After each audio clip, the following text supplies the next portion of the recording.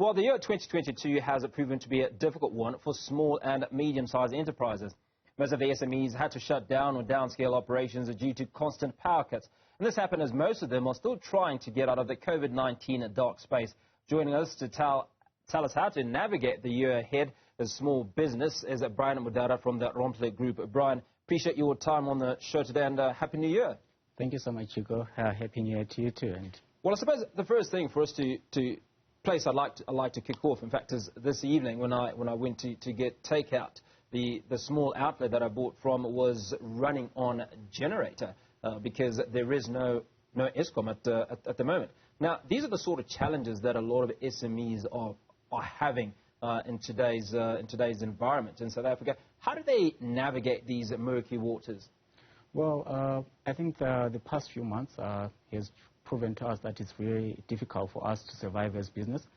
Most of the times, it's either you ride on the solar energy and try to innovate around, look for alternative sources of energy.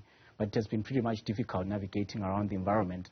But one of the key things that I would suggest for businesses at this moment is most of the times it is important that if you've got funding, enough funding, you just have to invest into solar or look at alternative energy sources, or you have to pivot your model to see how best you can increase productivity in hours where there is no power or hours where there is little productivity, because right now most of the employees, they find themselves little motivated. There's no motivation. They go to work.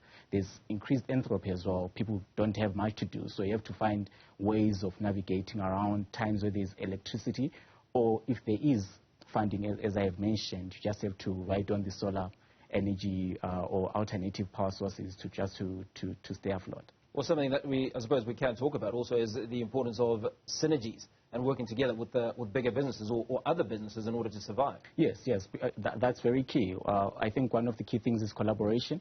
Businesses now need to find ways of working together so that they can survive this turbulent environment that we find, situations that we find ourselves in. And key, it is very important that most of the times banks also participate in that space, financing companies. Right now there's alternative financing houses also that can also help small-scale companies also raise funds because it's very difficult to survive in this environment without money, considering that we're coming from COVID, and also the environment has been very tense on the banking space. The other piece that is increasing interest rates, so it's very difficult for small businesses to actually afford loans or even to get access to money right now. And I think it's equally difficult in the sense that a lot of the bigger banks are not lending to your SME, to a lot of your smaller businesses, which are predominantly black-owned businesses. But talk to us about the level of due diligence that is expected. I mean, how do you identify that as a small business, this is the best player to partner with? What are the sort of things that you should be looking out for? Well, one of the key things is I think it's very important that if there is alignment in terms of your business model, it is very key. Most of these venture capital, they look into businesses that speak into what they want to invest in, in terms of their proposition, in terms of what they want to do. So it's very important for one to understand in terms of where you want to go as a business, and also that you can be able to partner with the right people. So that is very key in collaboration. Do you have the right vision? Do you have the right structures in place? And for due diligence now, considering that you're dealing with small-scale businesses, it is important that you look at KYC, light KYC information, look at the future projections in terms of how the business is going to perform, and then you also adopt a model where you are not really heavily reliant in terms of seeing future cash flows, but you look at the current cash flows, and then you offer loans based on cash flows. That is actually very good because it allows businesses to be able to navigate and be able to fund their operating expenses while they're waiting for their big payout.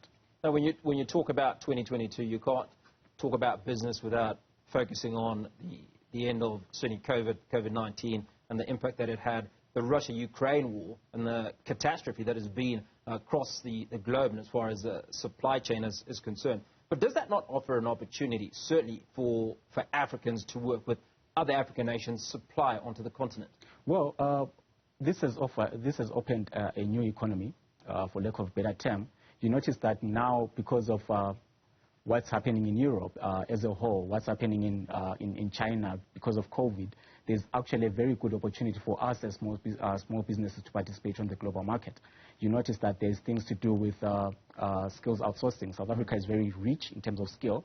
So right now there's a huge demand for skill in South Africa. And thanks to COVID, there's also the effect of working from home. So people can be able to work from home. They can be able to outsource their skills. Small businesses can also be able to participate in that value chain in the technology space in terms of offering various skills, various be it developers, software developers, business analysts, be it data scientists. We've got a huge number of graduates right now that are currently unemployed that can also participate in that whole value chain. So there's a huge market for us as Africans where we can easily supply those resources into the global market.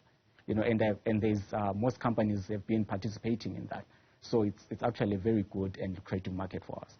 Now, as far as training and upskilling is concerned, that's obviously an integral part to any small business, because you're competing with the bigger brands or the bigger businesses that have a huge budget. And then also, when you talk about opportunities that arise, those opportunities are seen by large investors that are investing in South Africa and coming in and are potentially a few years ahead of us. How important is it to upskill ourselves, or certainly in the SME sector? Well, it is very important. I think one of the key things that people need to really invest in is to see what's going on in the global market. There's so much development that has been happening. I think right now in the technology space, we're talking of Web 3.0. There's so much happening in the metaverse space, and that market on its own needs someone who is very glued in terms of what they are doing, in terms of how they are running their operations.